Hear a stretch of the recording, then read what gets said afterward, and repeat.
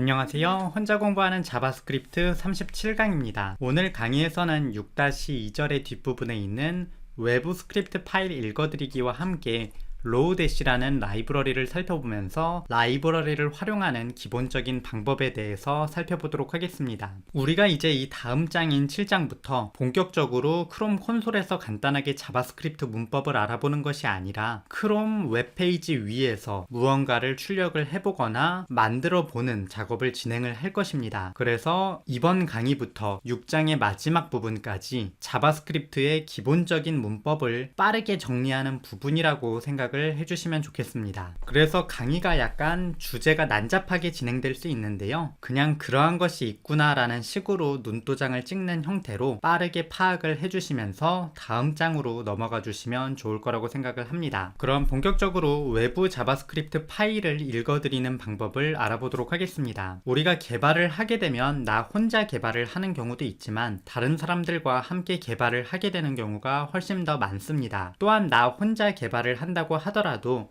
내가 개발하는 것의 규모가 너무 커지게 되면 파일들을 분리해서 사용을 하게 되는데요. 이 파일을 어떻게 분리해서 사용하는지 웹브라우저에서 사용하는 자바스크립트를 기준으로 알아보겠습니다. 이후에 자바스크립트를 공부하시다 보면 Node.js와 같은 커먼.js 모듈에 대해서 살펴보게 될 텐데요. 그때는 또 다른 방법을 사용하기 때문에 일단 웹브라우저를 기준으로만 설명하도록 하겠습니다. 일단 웹브라우저에서 사용하는 녀석이기 때문에 HTML 파일을 먼저 만들어줘야 됩니다.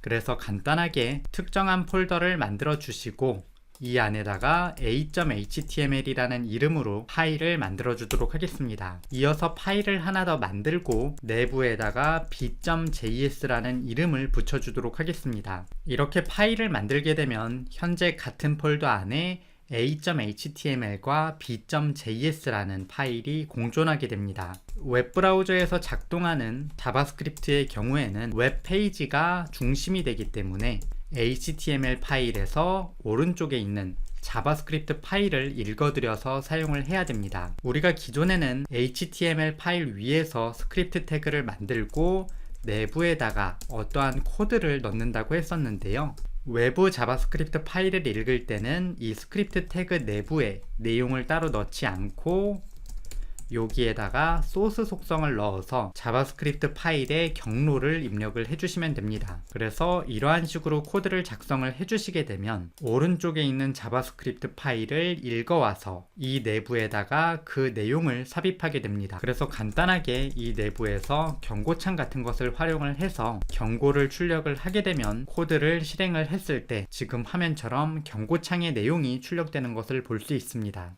참고적으로 사용하시는 환경에 따라서 이 내부에서 한글을 출력을 했을 때 코드 실행 결과에 한글이 깨지는 것을 보는 경우가 있는데요. 이렇게 한글이 깨지는 경우에는 이 HTML 파일 윗부분에다가 메타 태그라는 것을 만들어 주시고 캐릭터 셋을 UTF-8로 지정을 해주시면 됩니다. 이렇게 지정을 하고 실행을 하게 되면 한글이 깨지지 않으므로 참고를 해주시면 좋을 것 같습니다. 참고적으로 저 UTF-8 같은 경우를 외울 필요는 없고요. 이 HTML5로 코드를 만들었을 때 여기에 생성되는 녀석이기 때문에 이 녀석을 냅두시면 문제없이 한글이 깨지지 않을 수 있습니다. 이 한글이 깨지는 이유와 관련된 내용은 이후에 인코딩과 관련된 내용을 설명하면서 따로 다루도록 하겠습니다. 그래서 이러한 형태로 외부 자바스크립트 파일을 읽어드리게 되는데요. 한번 다른 개발자가 만든 자바스크립트 파일을 읽어드리고 그걸 활용해 보도록 하겠습니다. 다른 자바스크립트 개발자가 미리 여러 유틸리티 함수, 유틸리티 메서드들을 만들어 놓은 것을 라이브러리라고 부르게 되는데요. 자바스크립트에서는 지금 화면에 보이시는 로우-라는 라이브러리를 꽤 많이 활용하는 편입니다. 이 로우-라는 이름은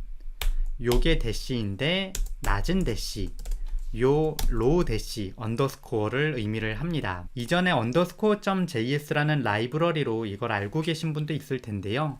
조금 더 업그레이드된 저용량 버전이라고 생각을 해주시면 좋겠습니다. 이 로우 대시의 링크는 지금 화면에 보이시는 것과 같고요. 이 녀석을 사용하고자 한다면 이 녀석 아래쪽에 있는 다운로드 버튼에서 코어 빌드 또는 풀 빌드를 다운로드 해주시거나 CDN이라는 링크를 복사해서 사용해 주시면 됩니다. 대부분의 웹브라우저에서 사용하는 라이브러리가 이렇게 위의 형태로 파일을 다운로드해서 쓰거나 아래쪽에 있는 CDN 링크라는 것을 활용을 하게 되는데요. 두 가지 모두 사용 방법을 살펴보도록 하겠습니다. 일단 파일을 다운받는 방법인데요. 풀 버전을 눌러주신 다음에 지금 화면과 같은 페이지가 나오게 되면 마우스 오른쪽 클릭해서 다른 이름으로 저장을 눌러주시면 됩니다. 이어서 방금 a.html과 b.js를 만든 폴더로 가주신 다음에 여기에다가 파일을 저장을 해주시면 됩니다. 지금 저장할 때 이름이 raw-js라는 것도 함께 확인을 해주시면 좋겠습니다. 이렇게 파일을 다운로드 했다면 저 녀석을 읽어보도록 하겠는데요.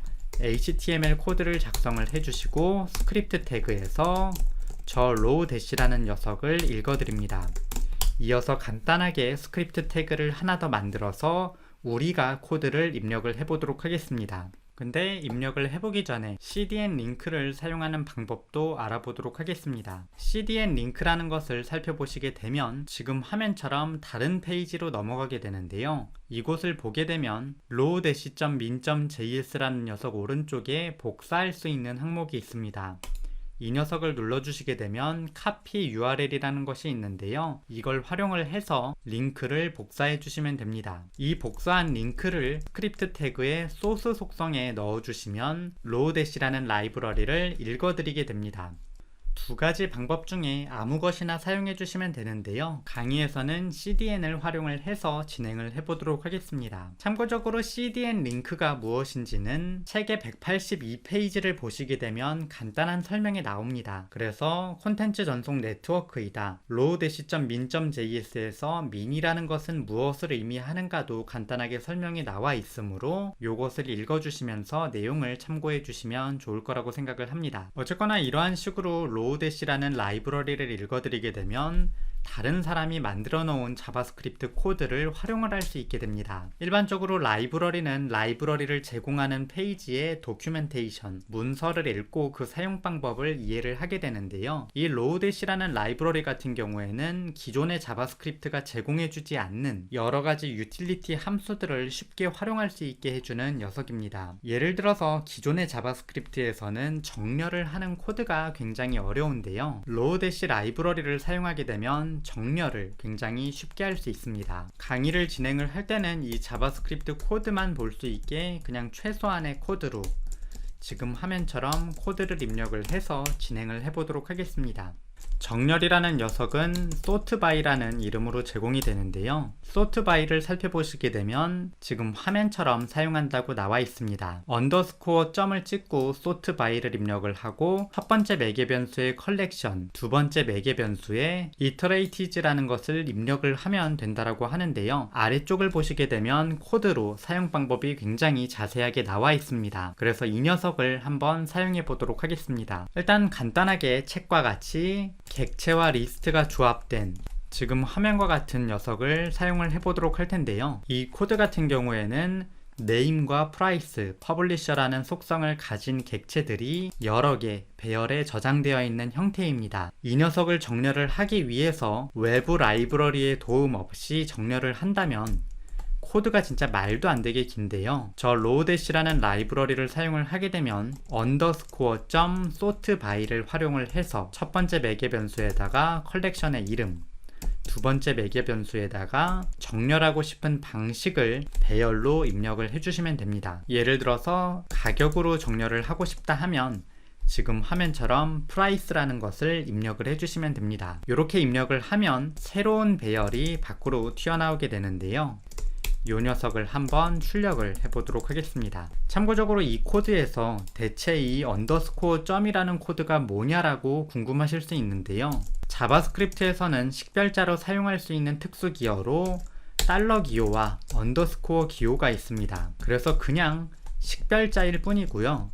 뒤에 점을 찍는 것을 보면 이 앞에 있는 녀석이 그냥 객체라는 것을 알 수 있습니다. 그래서 언더스코어라는 이름의 객체에 sortby라는 메서드가 있고 그 녀석을 호출하는 코드일 뿐입니다. 그래서 이 코드를 저장을 하고 실행을 해보게 되면 화면에 아무것도 안 나오는데 마우스 오른쪽 클릭 검사를 누르고 콘솔을 보게 되면 지금 화면처럼 어레이가 나오는 모습을 볼 수 있고요. 내부의 코드를 보면 가격으로 오름차순 정렬이 되어 있는 것을 볼 수 있습니다. 이 이외에도 만약 출판사별로 정렬을 한 다음에 그 다음에 가격으로 정렬을 하고 싶다면 퍼블리셔를 먼저 입력을 해주시고 이후에 프라이스를 입력을 해주시면 됩니다. 이러한 코드를 작성하고 실행을 해보시게 되면 지금 화면처럼 출력을 하게 되고요. 출판사별로 위키북스, 한빛미디어, 한빛아카데미가 정렬된 이후에 가격으로 추가적인 정렬이 일어나는 것을 볼 수 있습니다. 책을 보시게 되면 화살표 함수를 활용한 정렬 방법도 나오게 되는데요. 그러한 방법도 활용할 수 있고 굉장히 다양하게 편리하게 활용할 수 있는 라이브러리입니다. 우리 강의에서는 이 정도만 알아보도록 하겠는데요. 이 라이브러리가 기본적으로는 자료형을 확인을 해주는 메서드도 제공을 하지만 이 이외에도 집합 처리라든지 배열 처리와 관련된 라이브러리를 굉장히 많이 제공을 하기 때문에 가끔 틈이 날 때 이걸 읽어보면서 대충 뭔지는 모르겠지만 코드를 보니까 이런 기능을 하는 것 같다 라는 것을 조금씩 느껴볼 수 있으면 좋을 것이라고 생각을 합니다. 라이브러리는 이 이외에도 굉장히 많은 것들이 있는데요. 예를 들어서 시간을 다룰 때는 이 룩손이라는 라이브러리를 많이 활용하는 편이고, 이 녀석을 활용을 하게 되면 타임존 세팅이라든지 지금부터 몇 시간 후 같은 처리 등을 굉장히 쉽게 다룰 수 있습니다. 또한 핸드슨 테이블 같은 라이브러리를 활용을 하시게 되면 엑셀과 같은 형태의 스프레드시트를 굉장히 쉽게 만드실 수 있고요. D3.js 같은 라이브러리를 활용을 하시게 되면 지금 화면에 보이는 것과 같은 데이터 시각화를 굉장히 손쉽게 하실 수 있습니다. 물론 손쉽게라고 말하는 게 좀 난이도가 높긴 한데요. 이런 형태로 데이터를 시각화를 할 수도 있고, 간단하게는 차트.js라는 것을 활용을 해서 간단한 그래프 출력, 3.js라는 라이브러리를 활용을 해서 3D 3차원 그래픽까지도 다룰 수 있습니다. 우리 강의에서는 이후에 리액트라는 라이브러리를 그냥 맛보기 수준으로 간단하게 알아보도록 하겠습니다. 강의 시간이 꽤 길어졌지만 확인 문제를 풀고 넘어가도록 하겠는데요. 1번, 다음 코드의 실행 결과를 예측해 보라고 합니다. 또한 예측 결과가 다르게 나온다면 왜 그런지도 생각해 보라고 하는데요. const num을 활용을 해서 52,000이라는 숫자를 넣고 num.1에다가 메서드를 하나 집어넣고 있습니다. 그리고 최종적으로 num.1이라는 것을 실행을 하고 있는데요. 이 num.1이라는 녀석은 자신의 값에다가 뒤에 1이라는 문자열을 붙여서 출력을 합니다. 간단하게 코드를 입력을 해보도록 할 텐데요. 이 녀석을 실행을 하면 기본 자료형에다가 메서드를 추가하고 있기 때문에 이 메서드가 추가되는 직후에 곧바로 사라지게 됩니다. 따라서 넘버에는 이런 메서드가 없다라는 오류가 출력이 됩니다. 만약에 이 녀석을 수정을 하고 싶다면 이 num이라는 녀석을 객체로 만들어 주시는 방법을 사용을 하거나 아니면은 프로토타입을 활용을 해서 number.prototype에다가 이 1이라는 녀석을 넣어주는 코드를 작성을 해주시면 됩니다. 그래서 답은 오류가 뜬다가 되고요. 기본 자료형에는 메서드를 추가할 수 없기 때문에 52,001이라는 결과는 출력하지 않는다 라고 입력을 해주시면 되겠습니다. 이어서 다음 코드의 실행 결과를 예측해 보라고 하는데요. 코드는 지금 대충 화면과 같습니다. printLeng이라는 함수를 만들고 printLeng에다가 _leng이라는 녀석을 추가를 한 뒤에 printLeng이라는 함수를 co라는 매개 변수와 n이라는 매개 변수를 넣어서 호출을 하고 있습니다. 호출을 하게 되면 co라는 것이 이 코드로 전달이 될 것이고요. 그러면 printLeng._leng에 있는 코드를 출력을 하게 됩니다. co를 출력을 하면 한국어를 출력하게 될 것이고요. en을 출력하게 되면 영어를 출력하게 될 것입니다. 이 함수라는 녀석은 객체 자료형이기 때문에 지금 화면처럼 속성을 추가해서 사용할 수 있다는 점만 기억을 해주시면 쉽게 풀 수 있는 문제라고 생각을 합니다. 이어서 3번, 모질라 문서에서 매스 객체와 관련된 내용을 읽고 sin 90도의 값을 구해보라고 되어 있습니다. 참고적으로 sin 90도의 답은 1인데요. 이 코드를 처음 구현해보라고 하면 많은 분들이 mass.sign을 입력을 하고 여기에다가 곧바로 90이라는 값을 입력해버립니다. 근데 sin 90은 1이 나와야 되는데 0.893996663600579라는 특수한 값이 나오게 되는데요. 처음에 어떤 라이브러리라든지 내가 만들지 않은 함수를 접하실 때는 이런 여러가지 문제에 빠지시게 될 것입니다. 이럴 때는 구글 검색을 활용을 해서 이 녀석이 대체 정확하게 매개 변수에 뭘 넣는 것인지를 확인해 주시면 좋습니다. 그래서 구글에 들어간 뒤에 간단하게 자바스크립트 매스 사인 사용법이라고 입력을 해서 어떻게 사용하는지 보도록 하겠습니다. 여러 개 글을 보다 보면 그냥 네이버 블로그에 정리된 글을 한번 보도록 할 텐데요. 누가 작성하신 글인지는 모르겠지만 내용을 보다 보면 여기에서 중요한 점은 mass.sin 함수의 매개 변수로 주어지는 것은 흔히 사용하는 각도가 아니라 라디안이라는 값이라고 합니다. 그리고 이 라디안이라는 값을 구하기 위해서는 각도 곱하기 mass.pi 나누기 180을 해야 한다고 합니다. 따라서 이 내용을 활용을 해서 디글이라는 값을 90도라고 한다면 라디안이라는 녀석은 각도 곱하기 mass.pi 나누기 180을 해서 라디안 값을 구한 다음에 이 녀석을 mass.sign의 매개 변수에다가 넣어주시면 됩니다. 그래서 이러한 코드를 작성을 해야 sin 90도를 구할 수 있게 되는데요. 처음 라이브러리를 접하게 되시면 이러한 식의 실수를 굉장히 많이 하게 되실 것이기 때문에 이러한 식으로 검색을 통해서 그걸 어떻게 수정하는지 찾아보는 연습을 해보시면 좋을 거라고 생각을 합니다. 그래서 이러한 식으로 코드를 변경하고 나면 지금 화면처럼 sin 90도의 값인 1을 출력하는 모습을 볼 수 있습니다. 이어서 4번 다음 중 어떤 종류의 객체들이 모두 공유하는 속성과 메서드를 추가할 때 사용하는 객체의 이름을 골라달라고 합니다. 다 대충 넣어놨는데 지금까지 강의에서 본 건 프로토타입 밖에 없기 때문에 프로토타입을 선택을 해주시면 됩니다. 이어서 5번 본문에서는 sort by 메서드를 살펴보았는데 order by 메서드도 한번 살펴보고 이 녀석을 어떤 식으로 사용하는지 간단하게 예제를 작성해 보라고 합니다. 그리고 다음과 같은 배열을 이름으로 오름차순 정렬해 보라고 하네요. row 대시의 라이브러리에서 검색으로 order by라는 녀석을 찾아보도록 하겠습니다. order by라는 녀석 아래에 영어 굉장히 많지만 영어 무시해 주시고 바로 아래에 코드를 봐주시면 어떤 식으로 정렬을 해야 되는지가 나오게 됩니다. 첫 번째 매개 변수에 객체의 배열을 넣고 두 번째에 정렬하고 싶은 녀석을 넣고 이제 세 번째를 처음 보시면 당황할 수 있는데요. ASC 어센딩으로 오름차순 정렬, DESC 디센딩으로 내림차순 정렬한다는 의미입니다. 사실 요건 요 위의 내용을 살짝 읽어봐야 되는데요. 대부분의 개발 문서들이 이 공돌이 영어라는 것으로 사용되기 때문에 구글 번역에 넣었을 때 굉장히 그래서 대충 이 메서드는 sort by와 비슷하지만 정렬할 반복의 정렬 순서를 지정할 수 있다는 점이 다르다고 합니다. 여기서 주문이라는 것은 order인데요. 정렬을 지정하지 않으면 모든 값이 오름차순으로 정렬되고 그렇지 않으면 내림차순으로 정렬하고 싶으면 DESC라는 것으로 순서를 지정해 달라고 합니다. 번역이 잘 된다고 했는데 좀 안 되는 기분이 있는데요. 어쨌거나 이 order by라는 녀석은 첫 번째 매개 변수에다가 books라는 녀석을 넣고 두 번째 매개 변수에다가 정렬하고 싶은 녀석을 넣어주면 됩니다. name으로 오름차순 정렬하라고 했으니까 지금 화면처럼 입력하기만 하면 정렬이 됩니다.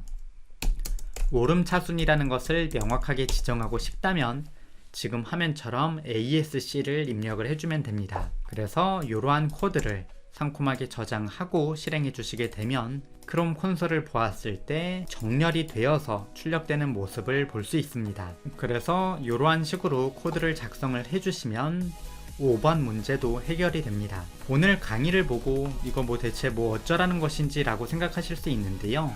그냥 외부 라이브러리는 스크립트 태그 만들고 소스라는 속성을 입력을 해서 읽어드릴 수 있다만 기억을 해주셔도 문제가 없다라고 생각을 합니다. 그럼 오늘 강의는 여기까지 되겠고요. 6-3절까지만 문법을 좀 살펴보고 나면 이제 7장부터는 좀 재미있는 내용을 나가기 때문에 훨씬 더 재미있게 공부하실 수 있을 거라고 생각을 합니다. 그럼 오늘 강의는 여기까지 되겠고요. 다음 강의에서 뵙도록 하겠습니다. 감사합니다.